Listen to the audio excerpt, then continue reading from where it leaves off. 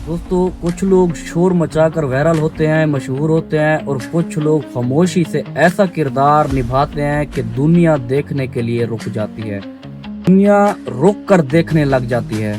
आज हम बात करेंगे उस किरदार की जिसने ना तो कभी खुद को बेचा, ना कभी शोर मचाया, और जब भी स्क्रीन पर आया उसने सब।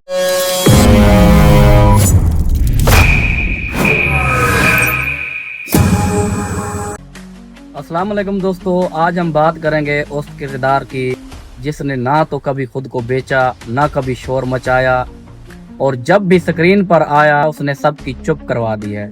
जी हाँ, बात हो रही है अक्षय खन्ना की, जिसकी हालिया दिनों में एक वायरल मूवी जा रही है जिसका नाम है धुरंधर।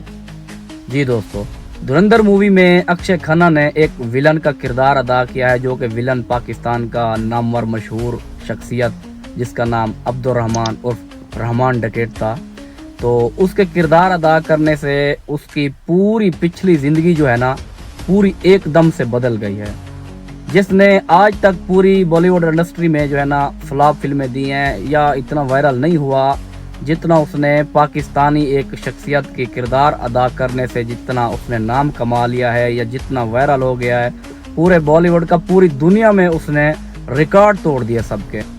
जी दोस्तों, अक्षय खन्ना वो शख्स है जिसने अपनी ज़िंदगी में कभी कोई ज़्यादा इंटरव्यूज़ नहीं दिए, कोई अवार्ड नहीं लिया, किसी अवार्ड फंक्शन में एंट्री भी नहीं की होगी मेरे ख्याल में। तो इस शख्स ने अपने काम पर फोकस दिया है, काम करता रहा है, ये मेहनत भी करता रहा है। लेकिन आजकल सोशल मीडिया पर बहुत वायरल होने की वजह से कुछ मुसलमान ये कह रहे हैं कि उसकी पूरी ज़िंदगी को बदल के रख दिया रहमान नाम रखने से, या पाकिस्तान की वजह से उसने पाकिस्तान का एक नामवर शख्सियत का किरदार अदा करने से जो उसने फेम हासिल किया है, हैरत कौन है वो भी। अच्छा, मज़े की बात इसमें ये है, इस फिल्म में हमको एक सबक मिला है जो कि सुनते तो आ रहे हैं लेकिन हकीकत पता चल गई है कि जो भी काम हो, कोई भी ज़िंदगी में कोई भी काम हो, जब बंदा उसको लगातार मेहनत के साथ करता रहेगा, एक ना एक दिन कभी ना कभी ऐसा वक्त भी आता है जब वो बंदा अपने मकसद में कामयाब हो जाता है, जो उसकी सोच से भी बढ़कर उसको कामयाबी मिल जाती है। इस फिल्म में ये हमको सबक मिला है।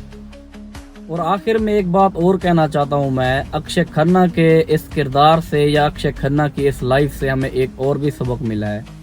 सब्र करें, इंतज़ार करें, वक्त का इंतज़ार करें, वक्त एक ना एक दिन ज़रूर बदलता है। तो सब्र करने वालों को हमेशा सब्र का फल मिल ही जाता है।